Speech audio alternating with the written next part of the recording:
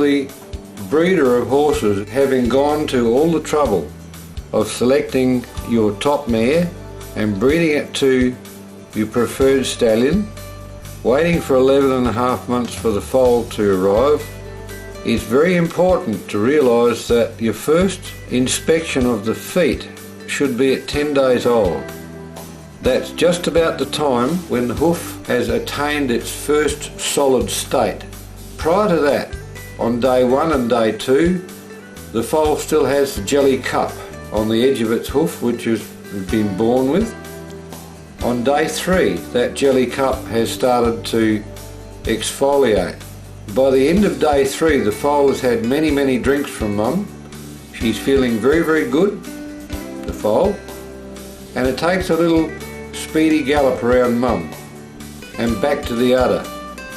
But because it's gone one way around mum to get back to the udder, that soft part of the hoof, which isn't yet solid enough to maintain the horse's weight, has broken off.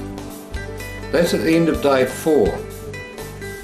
By day 5, the remaining part of the hoof capsule is now hardening, and it's crooked because it hasn't broken off, and so it starts to deviate the hoof, which causes the leg to bend.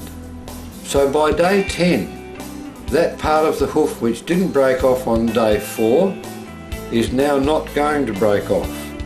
So if you don't inspect this foal's feet at 10 days old and re-level that foot to make sure you have a nice T-square down the back of the pastern and across the heels and level, from then on the horse's leg is going to start to bend if you don't trim this back at day 10.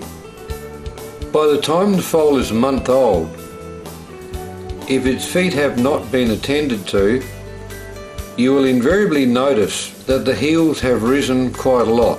The tendons haven't stretched enough to allow those heels to come down on the ground, so the heel buttress tends to grow higher. If we don't trim those foal's feet down to maintain frog contact at this stage, the foal's hoof then starts to contract at the heels. The sooner you can get a look at this foal's legs in terms of straightness and correctness, the more chance you've got of achieving a 2-year-old with straight legs. There are many bent legs and deformities in foals which without a shadow of doubt could have been eliminated to a large extent with correct hoof care. There are instances where correct hoof care must be run alongside and parallel to good veterinary intervention.